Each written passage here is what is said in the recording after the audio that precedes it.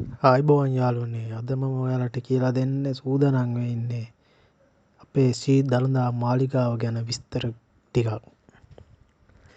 ශ්‍රී දළදා මාලිගාව යනු බුදුරජාණන් වහන්සේගේ වම් දන්ත ධාතුන් වහන්සේ වර්තමානයේ තැන්පත් කර ඇති මාලිගාවයි.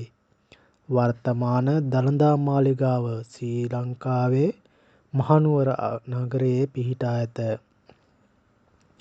උඩරට රාජ්‍ය සමයේ මේ පිහිටා තිබුණේ එවකට පැවති රාජකීය මාලිගා සංකීර්ණය තුළයි.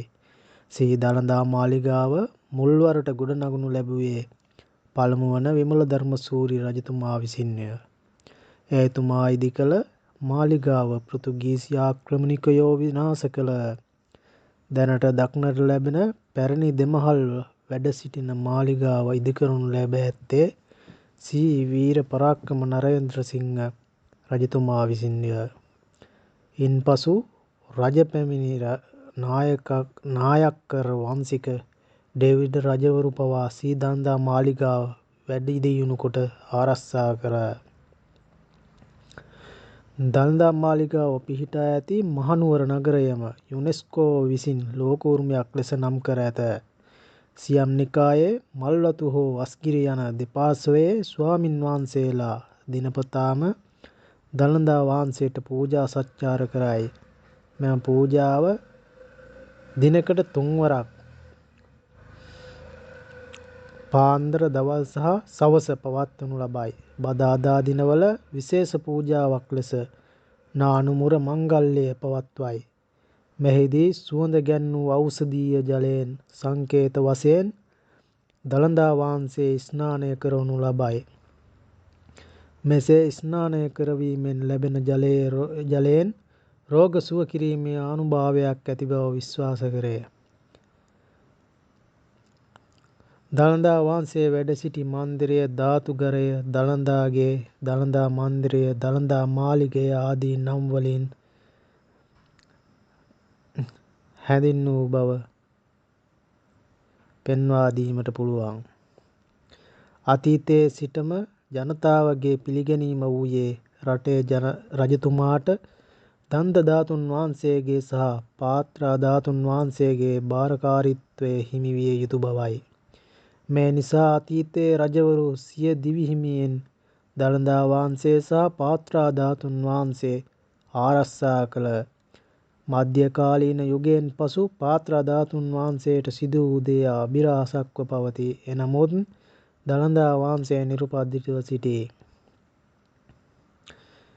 දළදා මාලිගාවේ පිහිටීම වෙන්නේ සෙංකඩගල රාජකීය පරිශ්‍රය තුළ දළදා මාලිගාව පිහිටා ඇත.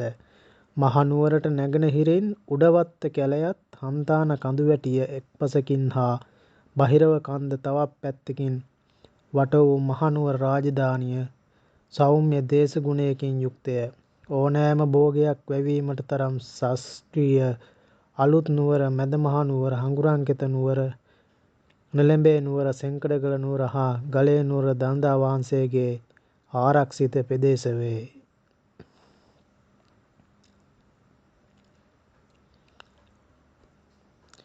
දළදා මාලිගාවේ ඉතිහාසය වන්නේ මුල් අවදියේ මහනුවර හැඳින්වූයේ ශ්‍රී සෙංකණ්ඩ ශෛලාභිදාන ශ්‍රී වර්ධනපුරය ලෙසයි.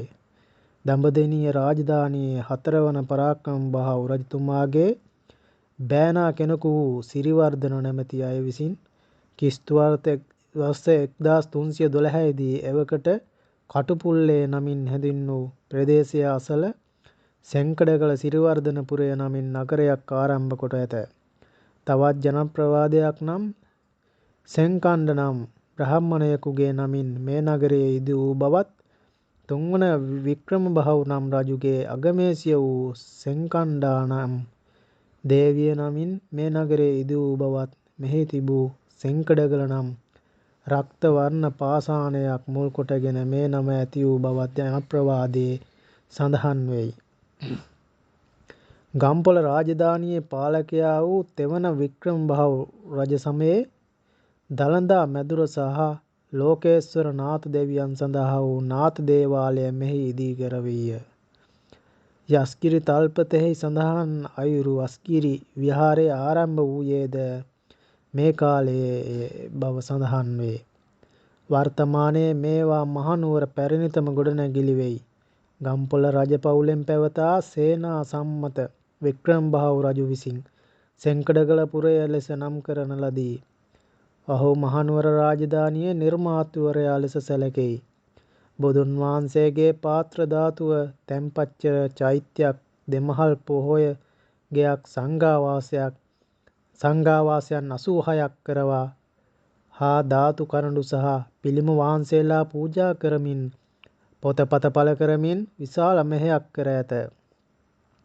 සීතාවක පළමු රාජසිංහ රජු, ජයවීර කරලියද්ද බණ්ඩාර, පළමු විමලධර්ම සූරිය, සිංහලයේ අවසන් රජු ශ්‍රී වික්‍රම රාජසිංහ රජු දක්වා රජවරු 10 දෙනෙකු මහනුවර රාජධානිය කරවාගෙන ඇත. සතුරු උවදුරු හැරුණු විට අන් සෑම අවස්ථාවකදීම දළදා වහන්සේ වැඩ සිටියේ රජමාලිගාව ආසන්නයේය. දන්ත ධාතුන් වහන්සේ ආරක්ෂා කර ගැනීම රජුගේ වගකීම වූ අතර එහි භාරකරු රටේ පාලකයා බවට පිළිගැනීමක් පැවතිය. දෙවන විමලධර්ම සූරිය රජු 3 මහල් ප්‍රාසාදයක් කර වූ අතර මගුල් මඩුව හා පත්තිරිප්පුව දේවේන්ද්‍ර මූලාචාර්යා නමැත්තන් විසින් ඉදි කර ඇති බව සඳහන් වේ.